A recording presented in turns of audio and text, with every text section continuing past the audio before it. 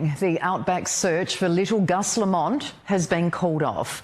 After 7 painstaking days scouring the rugged landscape around the family's homestead, police now concede the 4-year-old may never be found. Investigators stepped through his last known movements and collected evidence. As a friend of the little boy's family made a public plea for an end to hurtful conspiracy theories about the 4-year-old's disappearance. That may sound like a contradiction, that one moment the search is called off and the next investigators arrive to collect evidence. But it's not. Searchers are not investigators. Searchers have a pretty simple job. Search the terrain. See if you see something.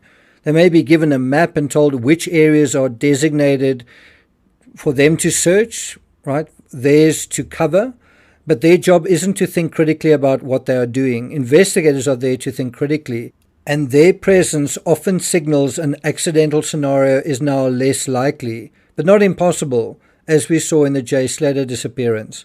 I want to respond to 2 comments covering the same idea. Not sure if it's a wedge-tail area, 4-year-old no problem, explain lack of tracks, etc. That's from Old Mad and Kiwi. Thanks for that. And Tracy stammers, in rural South Australia, we have eagles that take lambs. Could that have happened here? Before you scroll, if you want first-hand updates on this story and others, hit subscribe and turn on the bell now so you don't miss what comes next. On the 7th day after 4-year-old Gus Lamont vanished near his family homestead, visible search operations were suspended. That decision didn't mean the end of the case, far from it, but it marked a shift in how authorities would try to find answers. For a week, volunteers, police, trackers and aircraft combed scrub and sand, walking lines that stretched for kilometers and digging into the places a young child might hide or fall. When those lines produced no conclusive trace, no confirmed clothing, no continuous series of footprints, no reliable sighting beyond the family's account, organizers faced a hard operational choice: keep throwing people into terrain that was erasing evidence by the hour, or step back and let investigators methodically reassemble the timeline from the evidence that remained. What followed was not silence, but a retooling. Investigative teams arrived to collect what could be preserved, to test hypotheses, and to sift through witness statements and digital records with a scrutiny that a rushed field search cannot achieve. This report walks through that transition, what it means for the family and community, and why the coming days and weeks remained critical even after visible searches stopped. 7 days of exhaustive Outback searching is not a small effort. In that first week, every available resource that could be marshaled was brought to bear. Police organized grid searches. Volunteer groups stretched line after line across flats and gullies. Pilots flew low to peer into shadowed breaks. Thermal sensors scanned when conditions allowed, and specially trained Aboriginal trackers inspected subtle ground disturbances that machines would miss. That intensity was born of a simple arithmetic. The earlier you search, the more likely you are to find clear, actionable traces. But the Outback also has its own rules.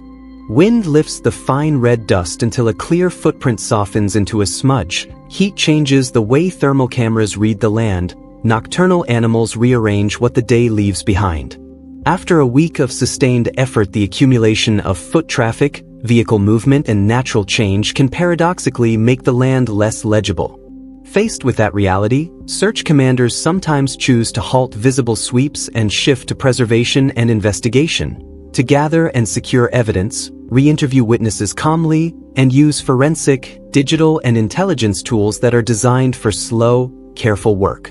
That decision, while operationally sensible, is emotionally charged for communities who see a pause as a withdrawal. The truth is more subtle. The visible search is only one leg of an inquiry that must include the quieter, technical work that follows. Once the physical searches were scaled back, investigative teams arrived to collect evidence and reconstruct Gus's last known movements with painstaking care.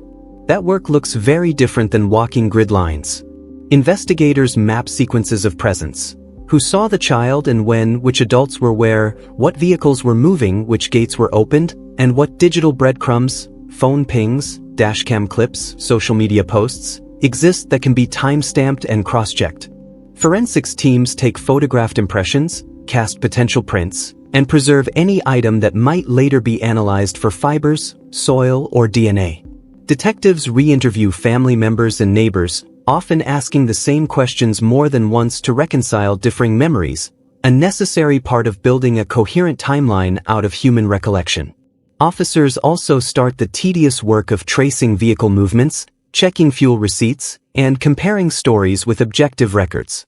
The shift from searchers to investigators is therefore not a reduction of effort. It is a deliberate reallocation toward methods better suited to the evidence that remains when the land itself is no longer reliably speaking.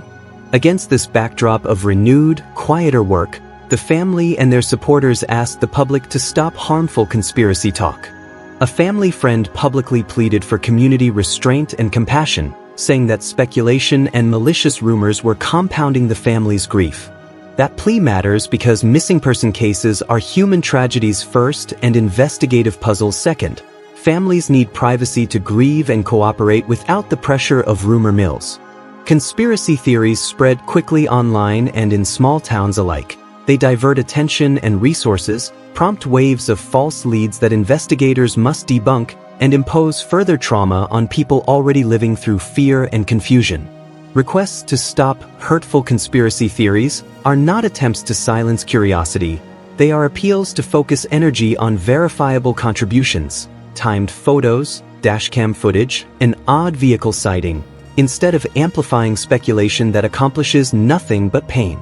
It's important to understand the practical difference between searchers and investigators, a distinction emphasized in the days after visible operations were scaled back. Searchers are trained to cover terrain, to sweep systematically, and to find anyone who might be alive.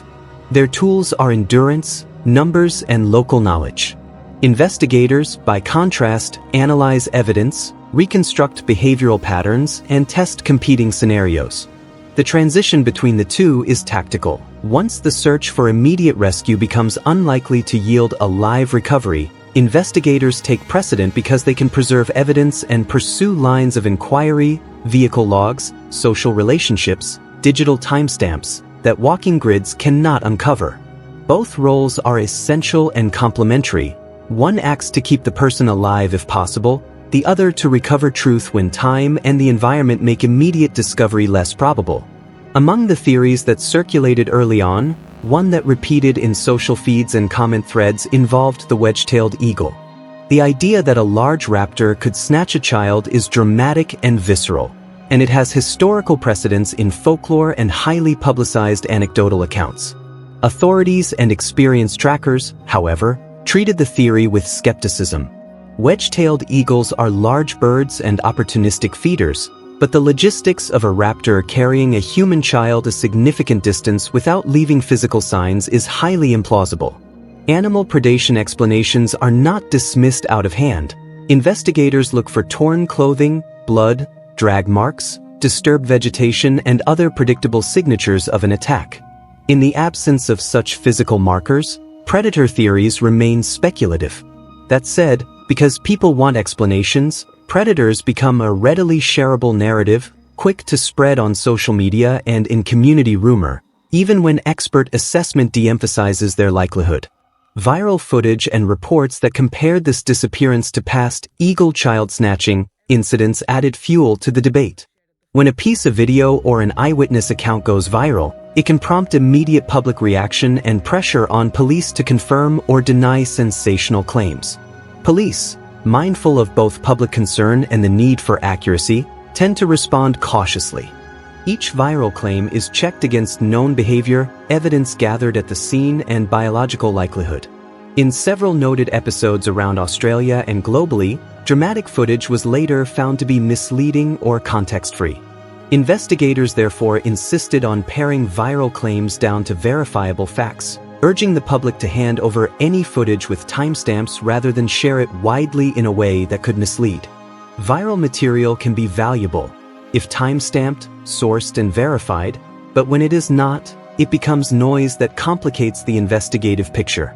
Understanding wedge-tailed ecology clarifies why experts demoted eagle theories as a mainline explanation. Wedge-tailed populations have rebounded in some regions, and eagles opportunistically feed on rabbits and roadkill. They certainly take small animals and occasionally attempt larger prey, but their behavior is constrained by physics and by prey availability. A raptor that swooped in to take a young child would likely also leave evidence: scuffed ground, disturbances to nearby objects, torn material, or eyewitness accounts of an attack. In the absence of such markers, investigators look instead to human movement patterns, vehicle activity, and the family's timeline as more likely explanatory avenues. The point is not to close off any theory but to prioritize lines of inquiry that can be tested with available evidence. Comparisons to other high-profile searches, such as the rescue of Cleo Smith, were inevitable online and in some media discussion. Those comparisons, however, can be misleading. Each case involves unique circumstances, difference in terrain, timing, initial information, and the quality and immediacy of available leads. Cleo Smith's case had specific characteristics: a locked caravan, CCTV footage, and a relatively confined search area that do not translate directly to broad, featureless outback landscapes where evidence erases quickly. Investigators warned against simplistic contrasts. A visible difference in outcome does not automatically imply differential care or failure. Context matters. The resources deployed, the terrain's properties, and the timing of initial responses all shape the feasibility of different investigative strategies and outcomes. As authorities shifted from active searching to investigative leads and evidence review, commentators warned that the coming week would be critical for determining whether Gus could be found alive. That urgency arises from two basic facts. First, environmental exposure in remote and hot conditions reduces survival chances over time. Second, the earlier potential evidence is preserved and analyzed, the greater the likelihood of reconstructing events that could lead to new information. In practical terms, the critical week after a disappearance is when the web of human behavior, vehicle movements, and small physical traces are still fresh enough to connect. After visible searches end, investigators redouble efforts to secure any remaining forensic materials, to trawl digital records for corroborating timestamps, and to interview anyone who might recall a fleeting detail now recognized as important. The core takeaways from this shift in approach are both operational and humane. Calling off visible searches does not equal abandonment. It is an operational recalibration toward a methodology that preserves and analyses evidence rather than repeatedly disturbing it. Predator theories, while dramatic and emotionally compelling, remain speculative without corroborating physical evidence and must be treated accordingly. Public accusations, conspiracy talk, and viral speculation not only deepen family harm, which a family friend made clear in public appeals, but also distract investigative resources with false leads. Comparing different search responses without understanding the specific constraints of each case oversimplifies complex investigative work. Finally, while the situation is time-sensitive and chances of a quick resolution decline with each passing day, later discoveries remain possible. A dashcam clip, a time-stamped photo, or a resident's belated memory can still pivot an inquiry. The suspension of visible searches shifted the public narrative from a visible, community-driven hunt to a quieter, technical process. That quieter work is not less urgent, it is different. It requires patience, factual corroboration, and public cooperation that is guided by restraint. Share verifiable material with police, do not amplify unverified viral content, and respect the family's privacy as investigators pursue leads. If you were in the area and saw something odd, an unfamiliar vehicle, a person walking in a place you wouldn't expect, or footage with precise timestamps, hand it to the authorities. Even late information can be decisive. The suspension of visible searches after 7 exhaustive days was a painful but necessary operational choice. It marked a turn from immediate rescue sweeps toward focused investigation and evidence preservation.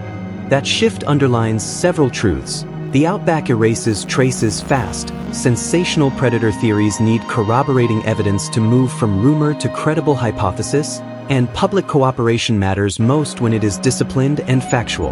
Above all, the family remains at the center of this human story. Their privacy, pain, and need for answers deserve our restraint and our help in the form of verifiable information, not speculation. The investigation continues, and every small, time-stamped detail offered to police can still matter. Keep asking questions, but ask them to the right people, and keep compassion at the heart of the conversation.